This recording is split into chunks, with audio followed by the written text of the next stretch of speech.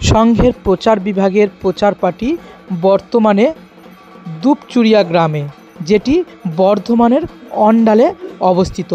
সংঘের অন্যতম সন্ন্যাসী শ্রীমৎ স্বামী তপ্তজ্ঞানানন্দজি মহারাজের নেতৃত্বে এই দিন এই গ্রামে একটি মহসী উৎসব পালিত হয় এবং সেই সাথে গুরু মহারাজের অভিষেক ও পূজা আরতি হয়।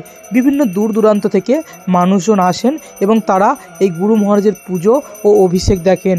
সেই সাথে গুরু মহারাজের বিশেষ পূজা আরতি উদযাপিত হয়। ভারত সেবাশ্রম সংঘের এই চারণ দল সারা বছর ব্যাপী ভারতবর্ষের বিভিন্ন প্রান্তে গুরু মহারাজের নাম প্রচার করে এবং সেই সাথে সংঘের মাধ্যমে সেবা কার্যের মধ্যে দিয়ে সমস্ত সনাতন হিন্দু সমাজকে একত্রিত করার চেষ্টা করেন। এই দিন দূর দূরান্ত থেকে আসা অগণিত ভক্তগণ এই ভারত সেবাশ্রম সংঘের পূজা আরতি দেখে খুবই মুগ্ধ হন এবং তারা জাতি গঠনের জন্য সংকল্প গ্রহণ করেন। এই দিন বিভিন্ন স্বামীজিরা উপস্থিত ছিলেন, তারা প্রবচন করেন।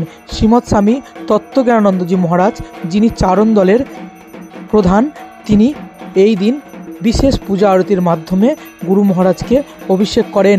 বিশেষ শস্ত্র আরতির মাধ্যমে গুরু মহারাজের অভিষেক হয়, যা দেখে এখানকার মানুষজন অভিভূত হয়ে যায় এবং তারা দৃঢ় সংকল্পবদ্ধ হন যে যাতে করে সমাজকে আরও এগিয়ে নিয়ে যাওয়া যেতে পারে সেই বিষয়ে, এবং সংকল্প নিয়ে একত্রিত হয়ে জাতি গঠনের জন্য তারা সমাজকে সংঘবদ্ধ করতে চায়। গুরু মহারাজের এই পূজা আরতির মাধ্যমে এই দিন সারা দিনটি অনুষ্ঠিত হয়। দূর দূরান্ত থেকে অসংখ্য অগণিত ভক্তগণ যারা এই অনুষ্ঠানে উপস্থিত হয়েছিল এবং সেই সাথে বিশেষ বৈদিক শান্তিযজ্ঞের আয়োজন করা হয়। দেশ ও জাতি গঠনে স্বামীজিরা এবং সেই সাথে সাধারণ মানুষ তারা অর্ঘ্য প্রদান করেন, পঞ্চদেবতার উদ্দেশ্যে পূর্ণাহুতি প্রদান করেন এবং সেখানে অগ্নিদেবকে সাক্ষী রেখে জাতি গঠনের জন্য সবাইকে উদ্বুদ্ধ করেন স্বামীজিরা।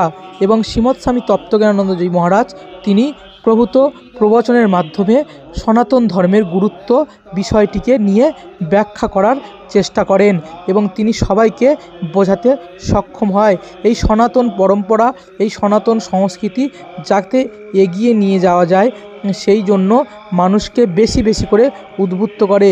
সেই সাথে ভারত সেবাশ্রম সংঘের বিভিন্ন সেবা কাজকেও তিনি এই দিন তুলে ধরেন।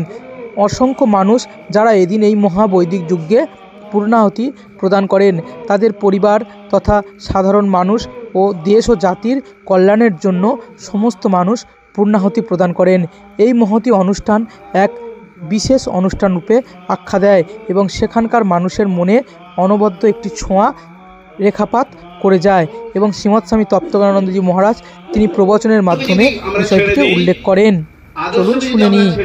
এই সুন্দর ভিডিওটি পাঠিয়েছেন সেবক অজয় অন্ডাল থেকে। মহারাজ বললেন, আদর্শহীন জীবন মৃত্যুর নামান্তর। আদর্শ ছাড়া একটি মানুষ তাকে বলে মৃত মানুষ। আদর্শ ছাড়া একটি পরিবার তাকে বলে মৃত পরিবার। আদর্শ ছাড়া একটি সমাজ তাকে বলে মৃত সমাজ। একটি আদর্শ ছাড়া একটি জাতি তাকে বলে মৃত জাতি বলে। আমরা হিন্দুরা যদি এই আদর্শগুলিকে আমরা আস্তে আস্তে ভুলে গেছি, সে আদর্শের জাগরণ করতে হবে, আদর্শের জাগরণ করতে হবে। ভারত সেবাশ্রম সংঘের প্রতিষ্ঠাতা ভগবান স্বামী প্রণবানন্দজি মহারাজ তিনি স্বয়ং শিব। তার পিতার নাম ছিল বিষ্ণুচরণ ভিয়া, মাতার নাম সারদা দেবী।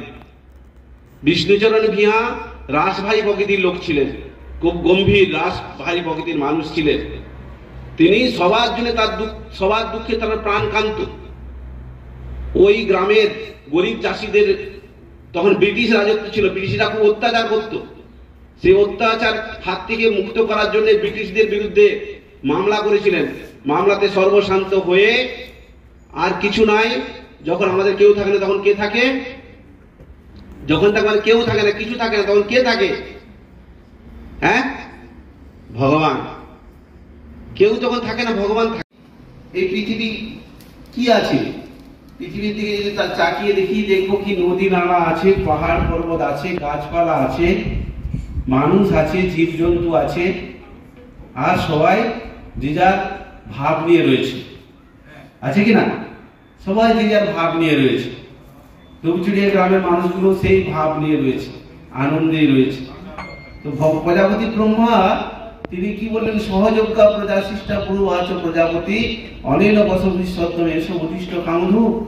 আমাদের এই যজ্ঞই তোমাদের অভিষ্ট পরম্পর হোক। যজ্ঞের দ্বারা ধূম সৃষ্টি হবে, ধূমের দ্বারা মেঘ হবে, মেঘ থেকে বর্ষা হবে, বর্ষা থেকে কি হবে, বর্ষার মাধ্যমে কি হয়, জল হয়, জল থেকে কি হয়, অন্ন হয়, অন্ন থেকে আমাদের দেহ প্রতিপালিত হবে অন্নের মাধ্যমে। আর এটি তো আমাদের বাহ্যিক স্বরূপ, বাহ্যিক রূপ। এর আভ্যন্তরিক দিক আছে যজ্ঞের। কি আছে আভ্যন্তরিক দিক? না, এই যজ্ঞের আভ্যন্তরিক দিক হলো যজ্ঞ প্রধান অর্থ হচ্ছে ত্যাগ। যজ্ঞ বই বিষ্ণু, যজ্ঞ বই বিষ্ণু, যজ্ঞ প্রধান অর্থ ত্যাগ। আমাদের ত্যাগের আদর্শে জীবন উদ্বুদ্ধ করতে হবে। ভারতবর্ষ ত্যাগের দেশ, ভারতবর্ষ ত্যাগের দেশ, ভারতবর্ষ আধ্যাত্মিকতার লীলাভূমি। দেবতাদের লীলা এক এক করে অবতার রূপে নেমে এসেছেন। এই ভারতবর্ষে তারা এসে আমাদেরকে কি কি শিখাচ্ছেন আমরা জানি। অতিবাহিত করবো আমাদের জীবনকে বলেছেন, কিভাবে বলেছেন, কিরকম আদর্শ আমরা ছোটবেলা থেকে সবাই জানি। আমাদের জীবনটা কিরকম ভাবে আমরা জীবনটা তৈরি করব, কিভাবে জন্ম থেকে মৃত্যু পর্যন্ত কিভাবে আমরা চলবো। বলছে চতুরাশ্রমের কথা বলেছে।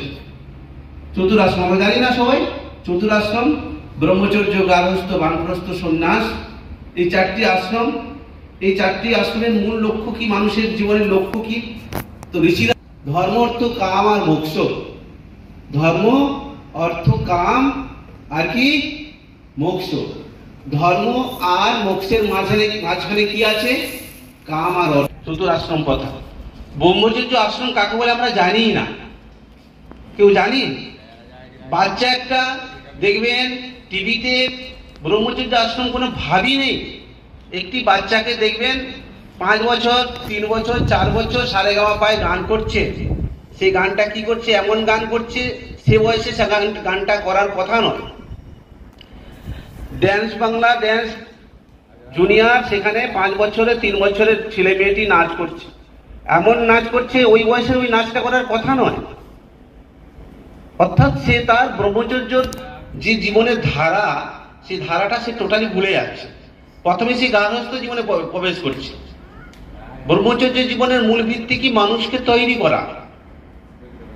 আগে কি